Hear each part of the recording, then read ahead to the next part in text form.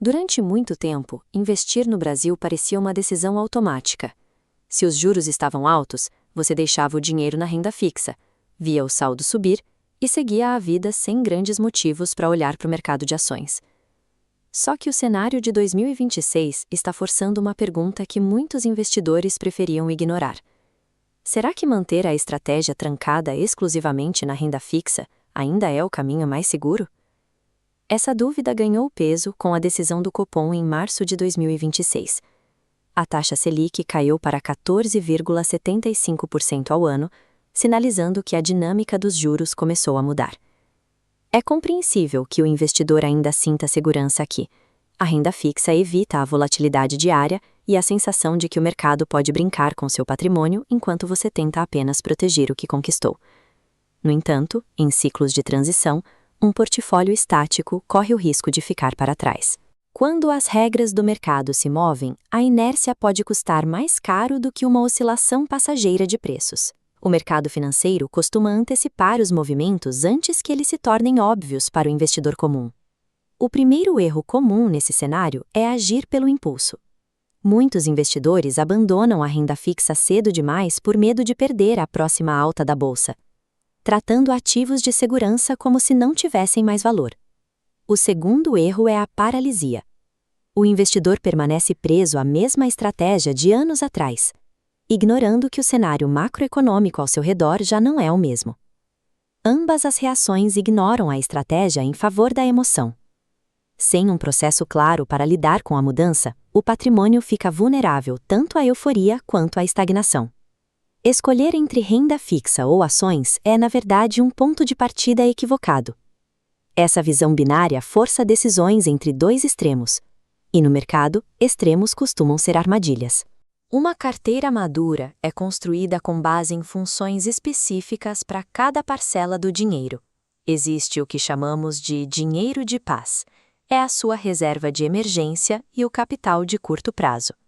Essa parte do patrimônio deve permanecer protegida na renda fixa, independente do que aconteça na bolsa. A reserva de emergência serve para liquidez e socorro imediato. Tentar maximizar o retorno desse montante com ativos de risco compromete a sua segurança básica. Já o dinheiro de crescimento é focado no médio e longo prazo. Para esse objetivo, agir como se apenas a renda fixa existisse limita o potencial de multiplicação do seu patrimônio durante um novo ciclo econômico. O investidor se perde quando confunde essas funções, tratando o capital de risco como se fosse reserva ou deixando o capital de longo prazo estagnado em um cenário de queda de juros. Quando as taxas de juros cedem, o foco do mercado muda. O investidor atento para de olhar apenas para o rendimento de hoje e começa a avaliar quais setores ganham força se a queda continuar. Esse movimento já acontece. Segundo a B3, 205.949 pessoas entraram em renda variável em 2025, mesmo com os juros ainda em patamares elevados.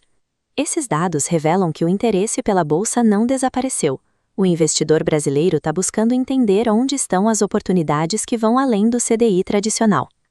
Setores como varejo, construção civil e empresas de menor capitalização, as small caps, costumam ser os primeiros a reagir quando o crédito fica mais barato.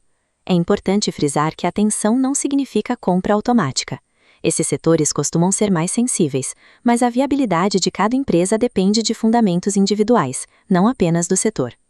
A oportunidade real surge ao aplicar um processo de análise rigoroso em ativos que foram ignorados enquanto os juros estavam no topo. Diante disso, fica uma questão desconfortável. Será que a previsibilidade da renda fixa, em alguns momentos, cobra um preço invisível?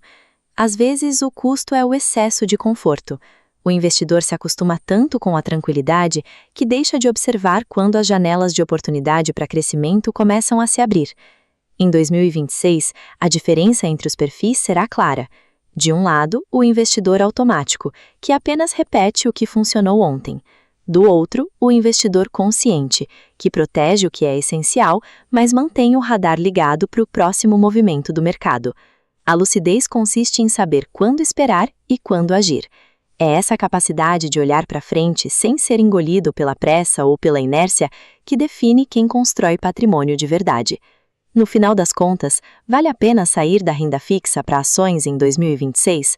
Sair totalmente é uma decisão imprudente, mas começar a observar a bolsa com seriedade e critério é o passo lógico para quem busca crescimento.